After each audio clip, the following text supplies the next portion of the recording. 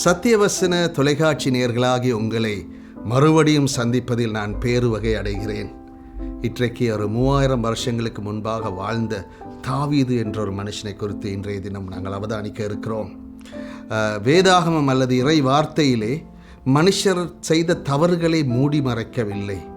மனுஷர்கள் விட்ட பிழைகள், பாவங்கள், அவர் செய்த தவறுகளையும் ஒளிவு மறைவில்லாமல் வெளிப்படையாக சொல்லுகிற ஒரு உண்மையான புத்தகம் தான் பைபிள் அல்லது வேதாகமம் என்கிற புத்தகம்.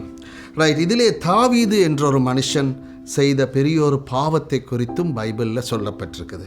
ராஜாக்கள் யுத்தத்துக்கு போகும்போது இவர் ராஜாவாக இருந்தார். பொதுவாக ராஜாக்கள் தான் யுத்தங்களை முன்னுக்கு இருந்து நடத்துறது. ஆனால் அன்றைக்கு என்னமோ தெரியல, இவர் யுத்தத்துக்கு சோம்பல் பட்டாரோ என்னமோ தெரியல, தன்னுடைய தளபதியை பார்த்து சொன்னார், இராணுவ தளபதியை, நீங்கள் யுத்தத்தை நடத்துங்கன்னு. இவர் வீட்டில் இருந்துட்டார். வீட்டில் என்ன செய்கிறாரு, சும்மா இருந்து கொண்டு இருக்கும்போது, கட்டில் படுத்து கொண்டு இருக்கும் பொழுது, திடீர்னு எழும்பி நடந்து போய் கொண்டிருக்கும்போது பார்க்குறாரு, கீழே ஒரு வீட்டில் ஒரு பெண் குளிச்சு கொண்டிருக்கிறத பார்க்குறாரு. உடனே இவர் சரியாக சோதிக்கப்படுறார். இல்லை, அழகாக சொல்லி, ஒரு நாள் சாயங்காலத்தில் தாவீது தன் படுக்கையிலிருந்து எழுந்து அரண்மனை உப்பரிகையின் மேல் உலாத்தி கொண்டிருக்கும் போது ஸ்நானம் பண்ணுகிற ஒரு ஸ்திரியை உப்பரிகையின் மேலிருந்து கண்டான். அந்த ஸ்திரீ வெகு சௌந்தரவதியாக இருந்தால். 2 சாமுவேல் 11:2. இந்த இடத்துல கவனமாக இருக்கணும். தாவீது தன்னை கடமையில் தவறினான். அவன் போர் வீரனா, அவன் ஒரு ராஜாவா யுத்தத்தை வழிநடத்த போயிருக்கணும். வீட்டில் இருந்து சும்மா இருந்தான். யாரோ சொன்ன idle mind is devil's work ஷாப்னு. அதாவது சும்மா இருக்கிற மனது சாத்தாண்ட பட்டறையா, ஒர்க் ஷாப்பா. நாங்கள் சும்மா இருக்கும்போது கவனமாக இருக்கணும். அவன் சோம்பலாக எங்களோட கடமைகளை செய்யாமல் நாங்கள் சும்மா இருக்கும்போது சில நேரம் தேவையில்லாத பிரச்சனைகளில் மாட்டுப்படலாம். சும்மா உலாவும் போது ஒரு பெண் குளிக்கிறத பார்க்குறா, அவள் அழகாக இருக்கிறத அவள் இச்சிக்கிறான். பைபிளில் ஆண்டவர் தெளிவாக சொன்னார், நீ விபசாரம் செய்யாதிருப்பாயாக. இயேசு கிறிஸ்து சொன்னார், விபசாரம் செய்யாதிருப்பாயாக என்று பூர்வத்தாருக்கு உரைக்கப்பட்டது என்று கேள்விப்பட்டிருக்கிறேன். நான் உங்களுக்கு சொல்கிறேன், ஒரு ஸ்திரியை இச்சையோடு பார்க்கிறவனும் தன் இருதயத்தில் அவளோட விபசாரம். நீங்கள் சரீர பிரகாரமாக தான் விபசாரம் செய்யணும், இல்லை மனசில் ஒரு ஆளை பார்த்து இச்சையோடு பார்த்தாலே நீங்கள் விபசாரம் செய்துட்டீங்கன்னு சொல்லி இயேசு சொல்கிறத காண்றோம். நான் கவனமாக இருக்கணும். டியட்ரிஷ் பொன்னாஃபர் என்கிற ஒரு அழகாக சொல்கிறாரு, இச்சை எங்களை ஆளுகை செய்யும் போதுதான் நாங்கள் யதார்த்தத்தை அது மறக்க செய்திருமா. சாத்தான் ஒரு நாளும் எங்களை கடவுளை குறித்து வெறுப்புனால நிரப்ப மாட்டானா, கடவுளை மறைக்க வச்சிருவானா. இச்சை எங்களை நிரப்பும் போது நாங்கள் கடவுள்கிட்ட பிரசன்னம், கடவுள் இருக்கிறார் பார்க்குறாருங்களாம் நினைவராது. இச்சை அப்படியே எங்களை ஆளுகை செய்யும், அதெல்லாம் மறக்க வச்சிருவானா. பார்வையில் தவறுனான், அப்புறம் சிந்தனையில் தவறுனான். அப்புறம் ஒரு ஆள் அனுப்பி கேட்குறான், அது யாருன்னு கூப்பிட்டு கேட்குறான். அந்த ராஜாவோட போர் வீரண்ட மனைவி. வர வச்சு அவளோட வாழ்க்கையை சீரழிக்கிறான். அவளோட தவறான உறவுக்குள்ளே போகிறான், விபசாரம் செய்கிறான். அதுக்கு பிறகு கொஞ்ச நாள் கழித்து அந்த யாரோட அவன், அந்த பத்சேபால் என்ற பெண்ணோடு அவன் வேசித்தனம் செய்தான்.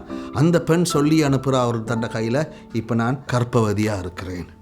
உடனே என்ன செய்கிறான், தான் செய்த பாவத்தை மறைக்க முயற்சிக்கிறான். தன் போர் வீரன் போராடி கொண்டிருக்கான். அவன் தனக்கு உண்மையாக விசுவாசமாக இருந்த போர் வீரன் மனைவியை தான் அவன் சீரழித்தான். இப்போ என்ன செய்கிறான், தளபதிக்கு எழுதுகிறான், அந்த உரியாங்கிற மனுஷனை எனக்கு அனுப்பிவிடு, திரும்ப அனுப்பிவிடுன்னு. அனுப்பிவிட்டுன்னு அவன் அரண்மனையிலே இருக்கிறான். அவனை சொல்ல, நீ வீட்டுக்கு போ. இல்லை, தளபதி எல்லாம் அங்கே போர் செய்து கொண்டு, நான் எப்படி வீட்டில் போய்ட்டு என்ன மனைவியோட சந்தோஷமாக இருக்குது ஏலான்னு உரியா சொல்லிடுறான். நல்லா குடிக்க கொடுத்து வீட்டுக்கு அனுப்ப பார்ப்பா, அதுவும் போக மாட்டான். என்னத்தான் செய்தும் சரி வரல. கடைசியாக என்ன செய்வான், திரும்ப யுத்தத்துக்கு அனுப்புவான். அனுப்பிட்டு தளபதிக்கு சொல்லுவான், யுத்தம் மும்முரமாக இருக்கிற இடத்துல முன்னுக்கு உரியாவை அனுப்பி கொலை செய்திருன்னு. அவள் யுத்தம் மும்முரமாக இருக்கிற இடத்துல உரியா முன்னுக்கு போயிட்டு கொலை செய்திருவான். அப்புறம் செய்தியை ஒருத்தன் கொண்டு போது அந்த தளபதி சொல்லி அனுப்புவான், நாங்கள் எத்தனை பேர் செத்துட்டாங்கன்னு சொல்லும்போது ராஜா கோவப்படுவார். ஏத்தியனாகி உரியா செத்துட்டான்னு சொல்ல அப்புறம் ஷேப்பாயிடுவார். அதே மாதிரி அவன் சொன்னனே அவன் ஷேப்பாயிடுவான். நீங்கள் பார்த்து இவன் நினைப்பான், தன்னை பாவத்தை யாரும் பார்க்கல. அவன் இச்சிக்கிறான், வேசித்தனம் செய்கிறான், தண்ட அதிகாரத்தை துஷ்பிரயோகம் செய்கிறான். இவனை தண்டே ஆளை கொல்ல வைக்கிறான். அடுத்தது தண்ட பாவத்தை மூடி மறைக்க பார்க்குறான். கிட்டத்தட்ட 9 மாதம் 12 மாதம் வரைக்கும் அவன் பாவத்தை மூடி வாழ்ந்து கொண்டு இருக்கிறான். அந்த நேரத்தில் கடவுள் ஒரு மனுஷனை, தீர்க்கதரிசின்னு சொல்லுவான், ஆண்டவோட வார்த்தையை கொடுக்குற ஒரு மனுஷனை அனுப்புகிறார். அவன் தாவீது ராஜாட்ட ஒரு கதை சொல்கிறான். ஒரு ஏழை இருந்தான், அவனுக்கு ஒரே ஒரு சின்ன ஆட்டுக்குட்டி இருந்துச்சு. அந்த ஆட்டுக்குட்டியோட ரொம்ப சந்தோஷமாக இருப்பான். அது இவனோட சாப்பிடும், இவன் பிள்ளைகளோடு இருக்கும், இவனோட படுத்துக்கொள்ளும், இவன் பிளேட்லேருந்து சாப்பிடும், தண்ணி கொடுக்கும், சொந்த குடும்ப பிள்ளை மாதிரி இருந்துச்சு. ஆனால் பக்கத்து வீட்டில் ஒரு பணக்காரன் இருந்தால் அவனுக்கு நிறைய ஆடுகள்லாம் இருந்துச்சு. அவன்கிட்ட வீட்டுக்கு யாரோ விசிட்டர் ஆள் வந்துட்டாங்க. அப்போ அவன் என்ன செய்தான், தண்டை ஆட்டுக்குட்டிகளை எடுக்காமல் இந்த 7 ஆட்டுக்குட்டியை பிடிச்சி கொண்டு அவனுக்கு சமைச்சு கொடுத்துறான். ராஜாக்கு இதை கேட்டோன்னு ரொம்ப கோபம் வந்துடுது. அவன் மரணத்துக்கு பார்த்துறேன்னு சொல்கிறான். அப்போ சார், நீ தான் அவன், உனக்கு இத்தனை பேர் மனைவிகார் எல்லாம் இருக்கிறாங்க, இந்த உரியாட மனைவி எடுத்த நீ தான் அந்த பாவத்தை. உடனே குற்றம் உணர்த்தப்பட்டு மனம் திரும்புறதை காண்றோம். அவன் உள்ளத்தில் ஆழத்திலிருந்து அவன் மனம் திரும்புறதை காண்றான். தன் பாவத்தை உணர்றான். அவன் சொல்ல இல்லை, ஐயோ நான் சோதிக்கப்பட்டுட்டேன், சூழ்நிலை அப்படி அமைஞ்சிட்டுன்னு சொல்ல இல்லை. பத்சிபா அந்த நேரத்தை குளிச்சு கொண்டிருந்தாவே பத்சிபாவின மேலே பழிய போடல. சாத்தான் என்ன சோதிச்சுட்டான்னு சாத்தான் மேலேயும் பழி போடல. நீங்கள் நிறைய பேர் அப்படி தான் சொல்கிறாங்க. ஐயோ ஃப்ரெண்ட்ஸோட போனேன், அவங்க குடிக்க கொடுத்துட்டாங்க, நான் இது போனேன், இந்த பாவத்தை பழகிட்டேன், அல்லது சூழ்நிலை மனைவி என்ற தேவையை சந்திக்கல, அல்லது கணவன் என்ற தேவையை சந்திக்கல, ஆகவே நான் இப்படி ஒரு பிள்ளையான ஒரு சூழ்நிலையை சாட்டு சொல்ல வேணாம். தாவீது ராஜா, என்னுடைய பாவம், என்னுடைய மீறுதல், என்னுடைய அக்கிரமம்.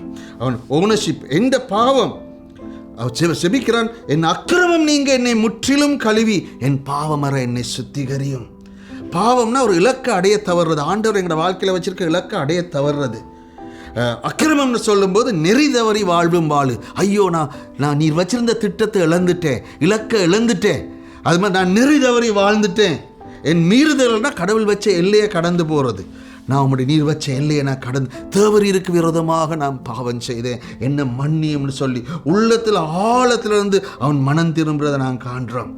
அவன் செய்த பாவனால கடவுளுடைய நாமத்துக்கு இழுக்கு ஏற்பட்டுச்சு. ஆக நாங்கள் கவனமாக இருக்கணும். நாங்கள் சோதனைகள் வரும்போது ரொம்ப கவனமாக இருக்கணும். யாரோ சொன்னால் தனியாக இருக்கும்போது எங்களோட சிந்தனைகளை காத்துக்கொள்ளணுமா, மற்றவங்களோடு இருக்கும்போது நாவை காத்துக்கொள்ளணுமா, தனியாக இருக்கும்போது ஒன்றும் செய்யாமல் இருக்கும்போது ஆபத்து, அல்லது பிழையான நபர்களோடு சேர்ந்து இருக்கும்பொழுது அவங்க எங்களை சோதனையில் விழத்தட்டலாம், அல்லது பெரிய ஒரு வெற்றிக்கு பிறகு நாங்கள் கவனமாக இருக்கணும், சோதனைக்கு முகம் கொடுக்கலாம், அல்லது அழுத்தங்களுக்கு இருக்கும்போது கவனமாக இருக்கணும். தாவீது ஒரு யூ டர்ன் எடுத்தான். தன்னை பாவங்களை உணர்ந்து வெறுமனே பாவத்தை குறித்து மனஸ்தாபம் மட்டும் படையில, திருந்தினான், மனம் திரும்பினான். ஆனால் அந்த பாவத்திட விளைவுகளை சந்திக்கணும். அவனோட பிள்ளை செத்து போகுது, அது பிறந்த பிள்ளை செத்து போகுது. அதுக்கு பிறகு தன் ஒரு மகன் இன்னொரு மகளை கற்பழிக்கிறான், ஒரு மகன் ஒரு மகனை கொல்றான், தன் ராஜ்யம் இல்லாமல் போகுது. அது மாத்திரமில்லை, தண்ட மறுமனையாட்டிகளோட தண்ட மகன் தனக்கு எதிராக எழும்பி அவங்களோட தவறான உறவு கொள்கிறான். தாவீது ரகசியமாக ஒரு மனுஷியோட உறவு கொண்டான். இவண்ட மறுமனையாட்டிகளோட பகிரங்கமாக அவங்க உறவு கொள்ளப்படுது.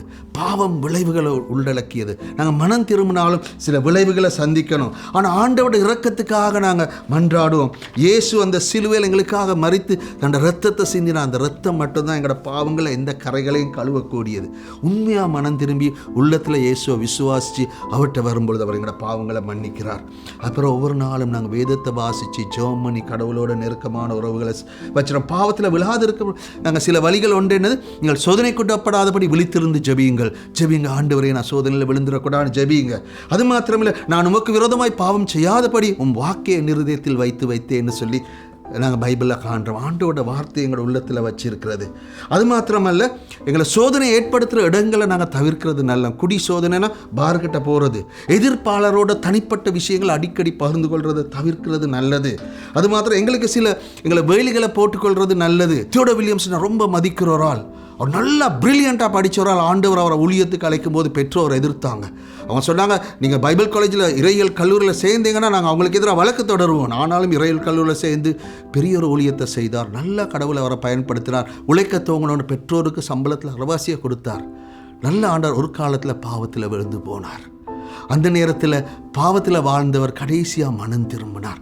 ஒரு சில பேர் சொல்லிட்டாங்க, இப்போ தான் மனம் திரும்பிட்டீங்களா, திரும்ப ஊழியத்துக்கு வாங்க. நான் பாவத்தை விட்டுட்டே, ஆனாலும் என் உடலில் அந்த பாவ சோதனைகள் இருக்குது, அதை மேற்கொள்கிற வரைக்கும் நான் வரமாட்டேன்.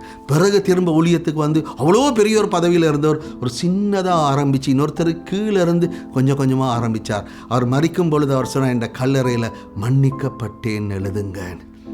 ஆண்டவரோட பாவத்தை மன்னிச்சார், திரும்பவும் அவரை எடுத்தார். நாங்கள் என்னோட வாழ்க்கையில் விழுந்து போயிருந்தால் திரும்ப ஆண்டவட்ட வருவோம். ஆண்டவட்ட மனம் திரும்புதலோடு வந்து ஆண்டவட்ட இரக்கத்துக்காக இறைஞ்சுவோம். ஆண்டவர் தன் இரத்தத்தால் எங்களை கழுவி திரும்பவுமாய் ஒரு புதிய வாய்ப்பை எங்களுக்கு தருவார்.